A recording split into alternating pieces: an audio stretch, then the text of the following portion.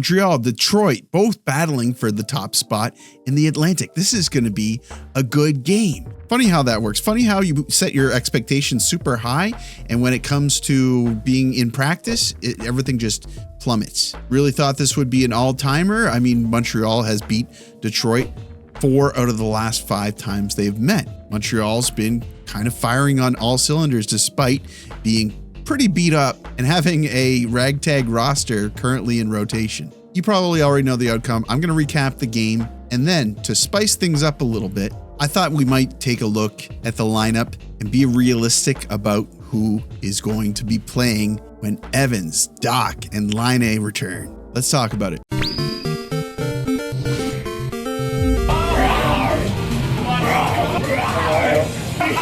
Goalie was back this game. That was pretty cool. He had a decent game. I think he played something like 18 minutes.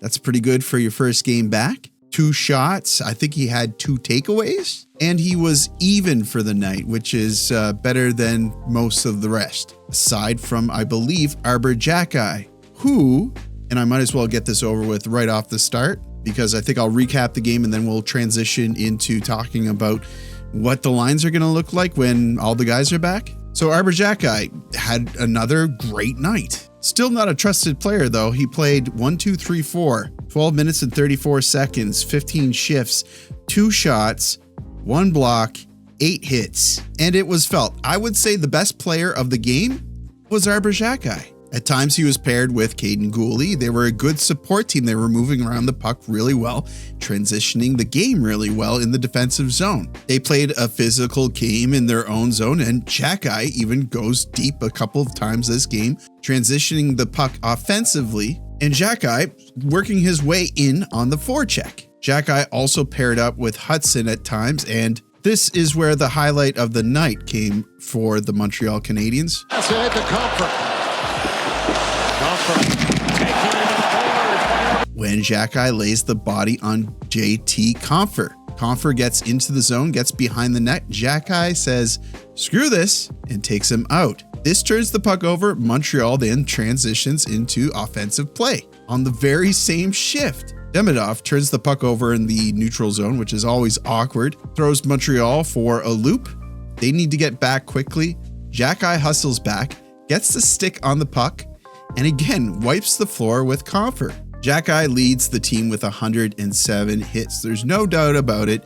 Xhekaj has his fingerprints on the game. Later on in the game, Xhekaj, being a little bit cheeky, clips Gibson in his crease. I think he's trying to see if he can get a rise out of the wings here, but he's lucky this wasn't called, even though Gibson definitely is embellishing this one. Finally, enough with the Arber Xhekaj talk, but I really liked when he got behind Patrick Kane, but catches up to him, delays him, and then takes him out of the play. Quickly transitions into attack mode because he has room now, almost finds Suzuki. Imagine if he would have found him breaking in.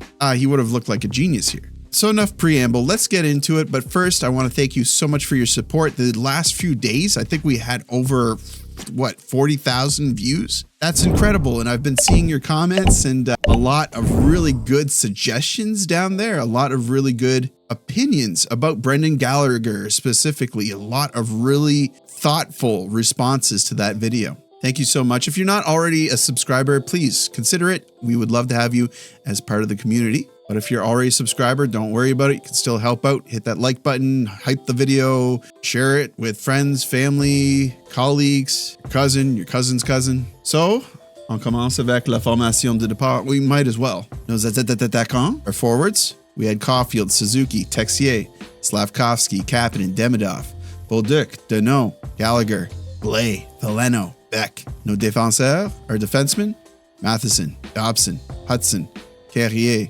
Guhle, Xhekaj. No Gardien. Our goalies tonight.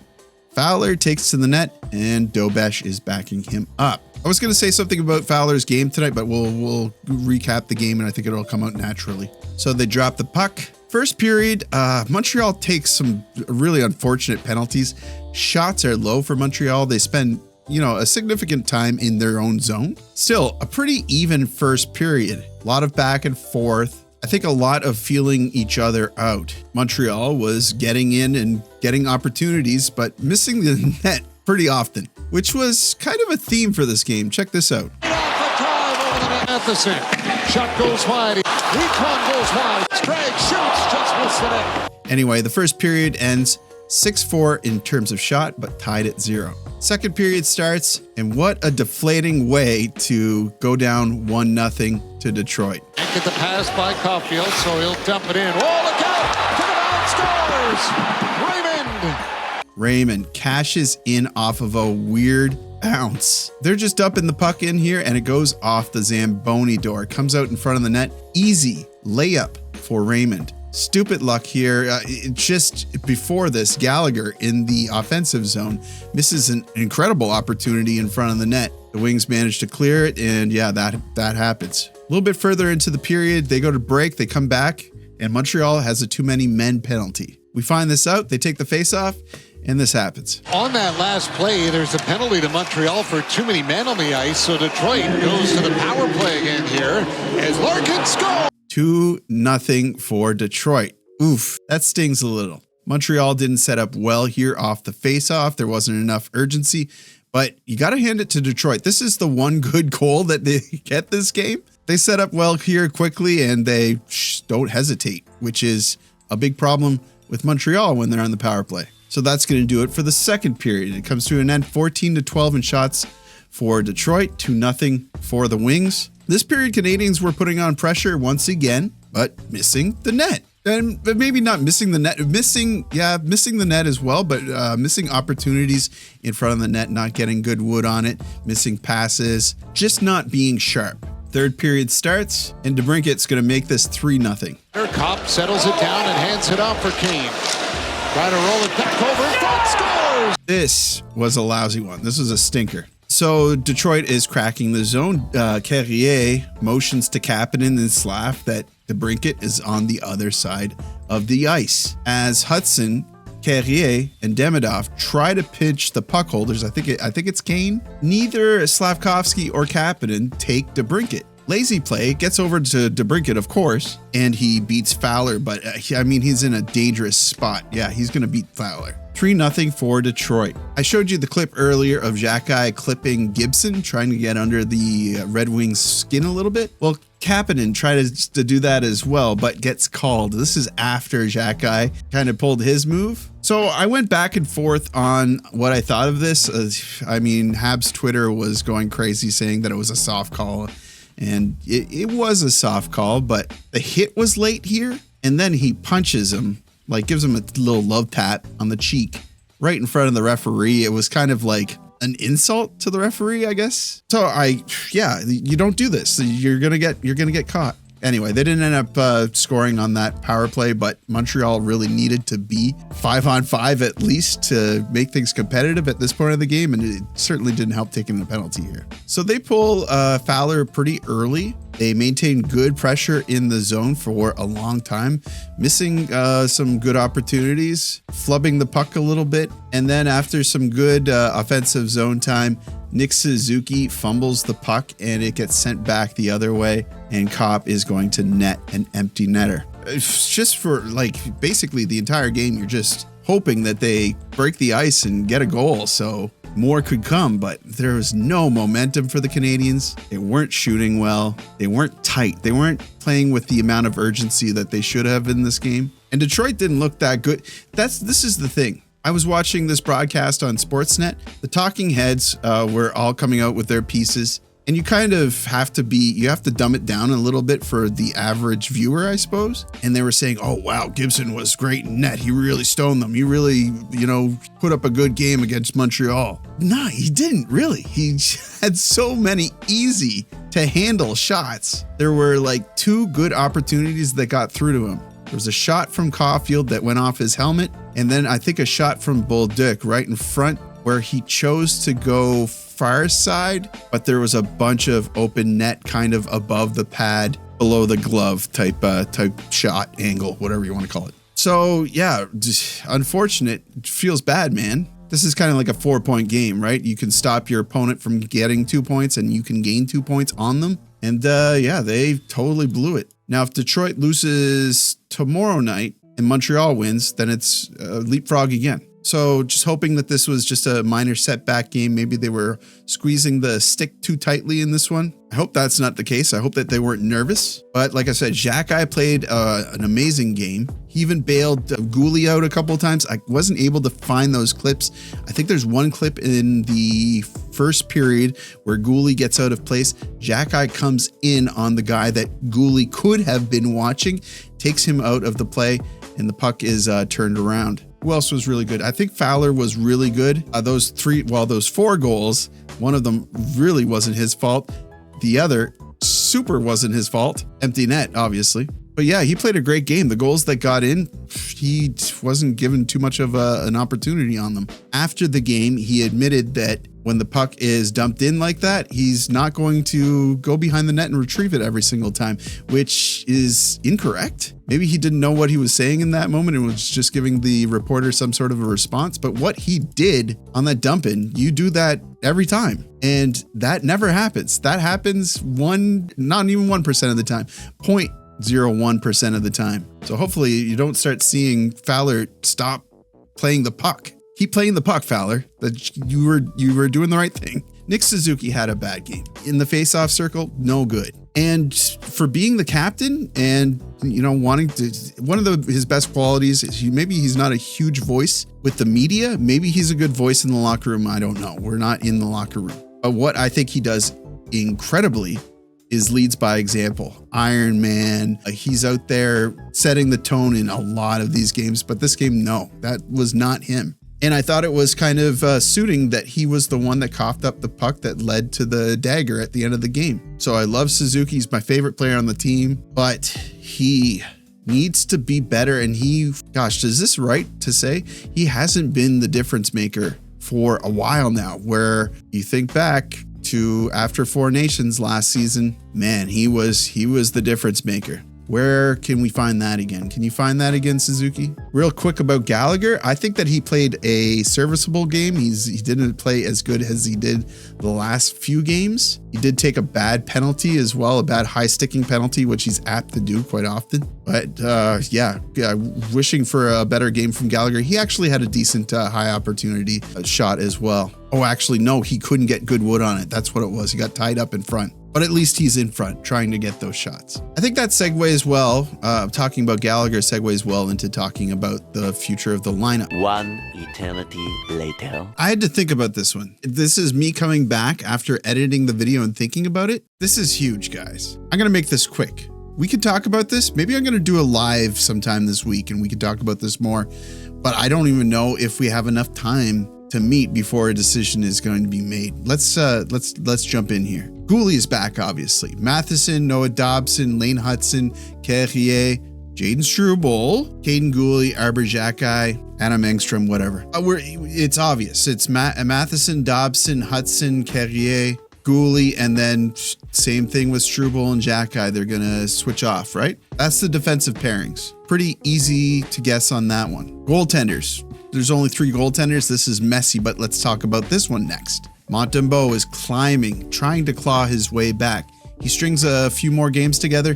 He is the team starting goaltender. That's how management sees it. It depends on how you see it. You can see it differently. Personally, I agree. He's the starting goaltender. His stats are miserable, but in his most recent games, he looks like he's coming back. And that's important, very important, because I'm alluding to this, but things are getting very time sensitive. Jacob Fowler and Jakub Dobes can both be sent down. They don't have to go through waivers. Dobes might get a couple starts. I don't know.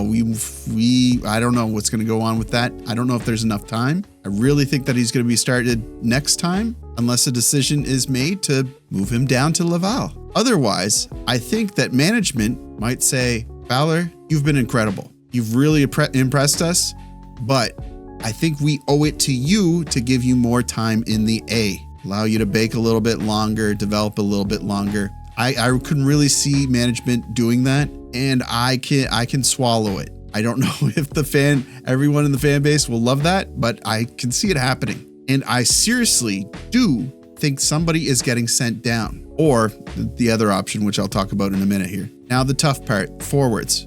First line, Cole Caulfield, Nick Suzuki, Alexandre Texier, has given himself a little bit of time. I can't see him facing the guillotine unless he is flat for like 5 more games in a row or 4 more games in a row. I don't know. Then, you know, if you're not clicking with your line mates at that point, it becomes there's questions. But for the time being, I think you're safe. You've made a good argument for yourself. Second line, Slafkovsky, Kapanen, and Demidov. They're clicking. They're an engine line. Slafkovsky's driving it, but Demidov, elite playmaking ability. He has eyes behind his head. He knows where everybody is on the ice at all times. And Kapanen is just so smart at getting where he needs to be. And especially now, you got to appreciate his shot a little bit. He's putting pucks in the net. Now we're getting difficult. Bolduc, Deneau, Gallagher. Deneau, you have identified yourself as a penalty killer. You're good in the face-off circle. You bring something that the team is missing. I think you're safe, buddy. But Bolduc, you're still struggling to find your role. There's a great player there. I was super high on Bolduc.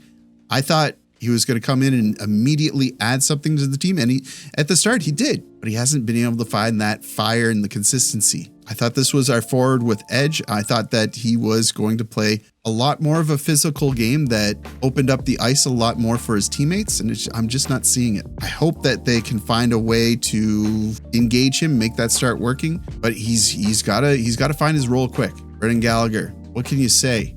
You really have to do something. There's other players on the team that can do what you do, and they're not getting paid $6.5 million. So Bolduc, Gallagher, you're both question marks. Finally, Sammy Blais, Joe Veleno, Owen Beck. Owen Beck, you've identified yourself as an NHL-ready player. It's just you have a lot of redundancies on the team, and you don't really do anything more for the team than essentially anyone else. Plus, you are waivers exempt.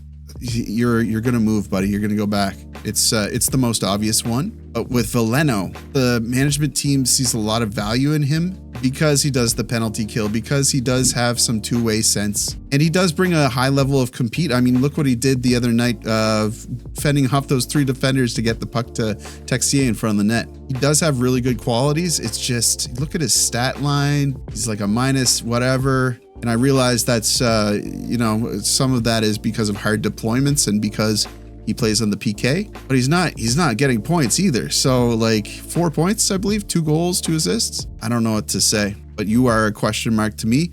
And then finally, Blais. I hate it's like so close.